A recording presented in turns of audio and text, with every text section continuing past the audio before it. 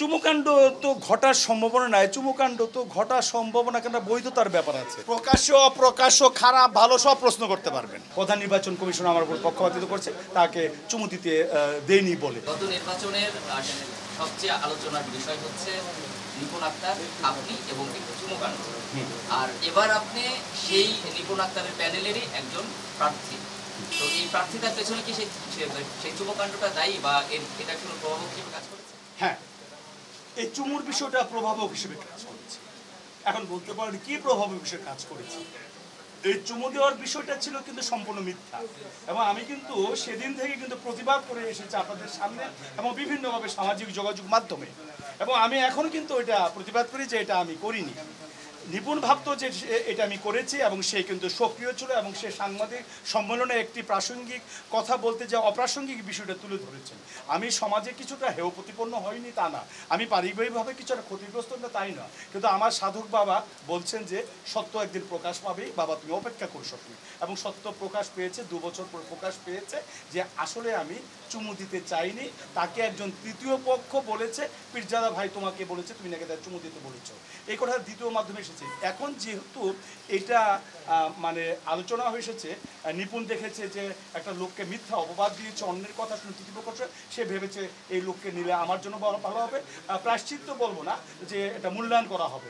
আর একটু ভেবেছে যেহেতু তার অভিজ্ঞতা আছে বিভিন্ন কর্মকাণ্ডে সরকারিভাবে মানে প্রশাসনিকভাবে, তাই তাকে যদি আমার কমিটিতে রাখি তাহলে আমাদের কমিটিটা একটু ভালো আরেকটু ভালো হবে এবং তাকে দিয়ে কাজ করতে পারবো। তাই তার এই আবেদন আমাকে যে তার প্যানেলে নেওয়ার, আমি পরিবারবর্গের সাথে আলাপ করি, আমি স্ত্রীর সাথে আলাপ করেছি, আমার বড় ছেলে ব্যারিস্টার তার সাথে আলাপ করেছি, এবং তারা সিদ্ধান্ত দিয়েছে আমি নির্বাচনে অংশ না। আমরা শিল্পী, আমরা আমাদের চিরস্থায়ী শত্রু বলতে কিছু নয়। আজকে আমি নায়ক, আপনি ভিলেন, কালকে আমি ভিলেন, আপনি নায়ক। যেমন চরিত্রে তেমন আমাদের বাস্তবতা হয়, আমাদের বন্ধু সবাই আমাদের শত্রু।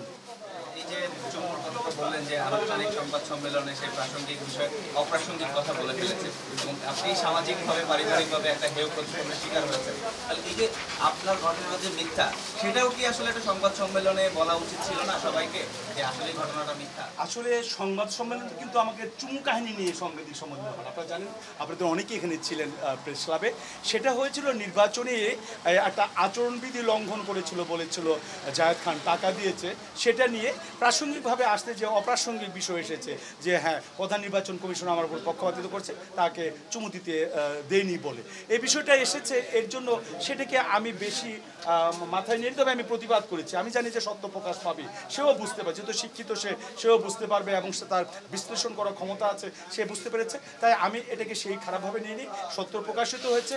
এইটা আমার নির্বাচনে আসার একটি বিষয় তা কিন্তু না।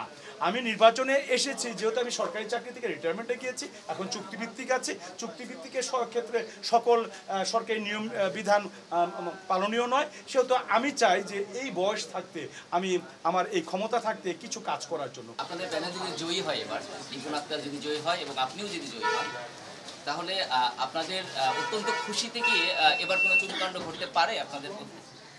না, চুমুকাণ্ড তো ঘটার সম্ভাবনা নাই, চুমুকাণ্ড তো ঘটার সম্ভাবনা কেন বৈধতার ব্যাপার আছে।